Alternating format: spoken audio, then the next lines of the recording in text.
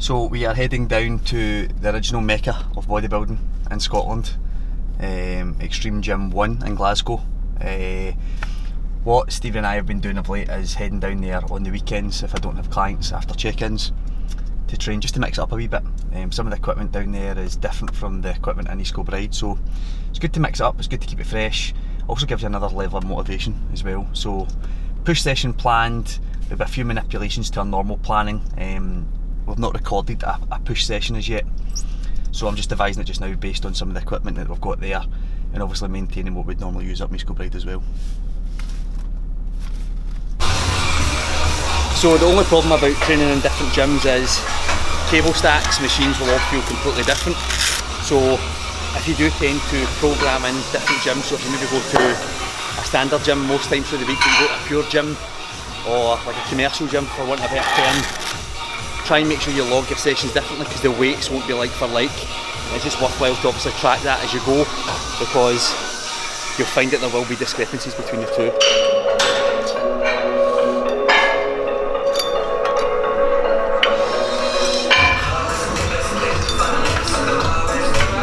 So in this example here, on this stack, the sticker says 35 kg. There is no way that I do 35 kg, but we'll go with it.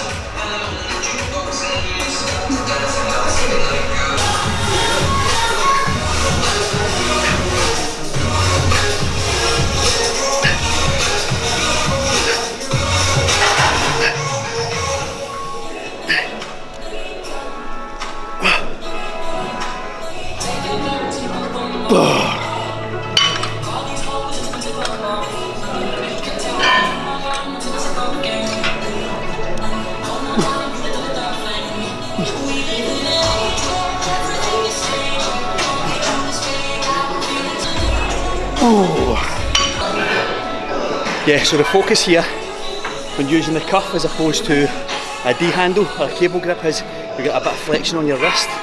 By putting it over here, you can fix through your forearm and focus on driving the elbow up. Remember, the focus is when you're doing a side lateral raise, it's not lifting forward, it's lifting up to the side. Very often you see people doing dumbbell side laterals and they'll lift it up the way rather.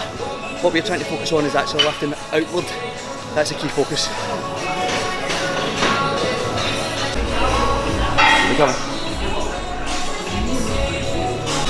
So there's 3 machines here back to back, 2 of which we're going to use in today's session.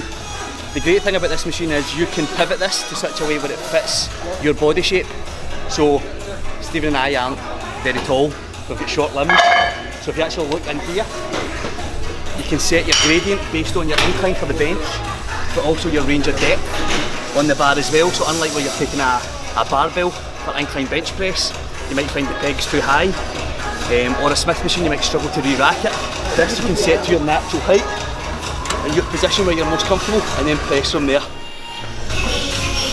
One thing I will say that I've noticed probably since resuming training back in the gym again, I could probably do with a deload. I'm feeling like lots of aches and pains predominantly in my joints, just because obviously training is going so well, adding so much weight week on week, progressing, getting stronger.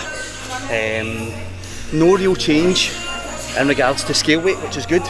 Obviously people get so obsessed about the scale either going up if they're in a bulking phase or a growing phase, or the scale coming down if they're in a dieting phase or trying to be in a deficit. Your training should always be the main thing, along with your body composition. You look at how things feel. For me just now, things are progressing well in my training, but I am very aware that things are starting to get sore, and I probably need a little bit of TLC in regards to a massage, and probably a deload in the next 2 to 4 weeks or so. So you'll notice in the first set we went relatively light. It was only 40 kilos each side just to get a feel for it. We did 10 reps. We went up quite heavily on our second set, but this is only a feeler of 4 reps. We'll get a feel for this, and then we'll be able to gauge where we're going to work between our 6 and 9 set, and thereafter our back off.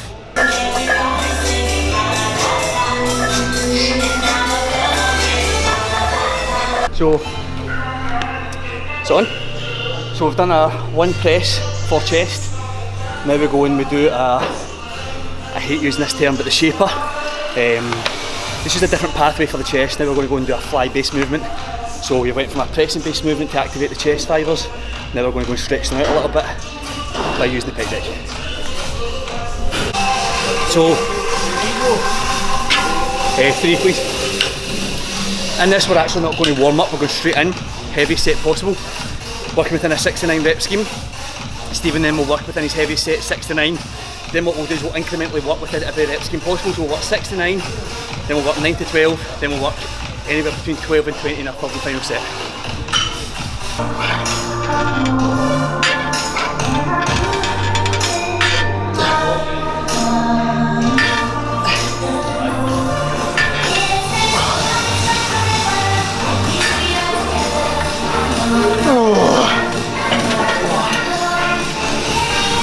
So we're working on the same rep and set scheme as we did with the incline chest press machine. So we're doing one feeler set, 8 to 10 reps just now, just to get accustomed to the machine, the mechanics of it. Then we'll do one feeler set, again at 4 reps, then we'll do a working set, one at 6 to 9, then a back off at 12 to 15. 80 kilo aside. It's not quite like a leverage shoulder press, where we come in and meet in the central line. It's more a vertical press, a bit like a seated Viking press almost. Feels good though. Nice good stretch on the chest as well after. I think anybody who thinks that they won't recruit a bit of chest on a push based day for any shoulder exercise will be lying. So it's nice to get a feeler on both. Right, come on then.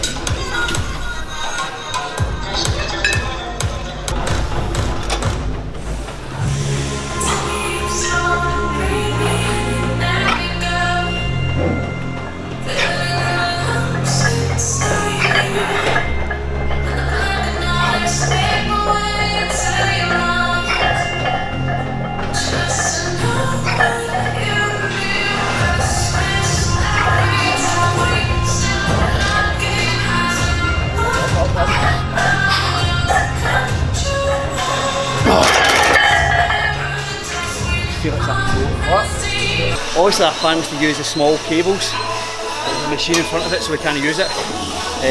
Improvising with a side lateral machine, it's good, but it's trying to master the technique.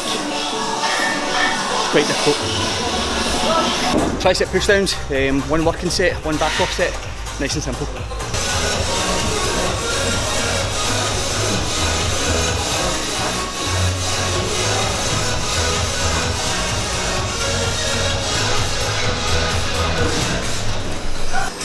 It's nowhere near like for like up the road.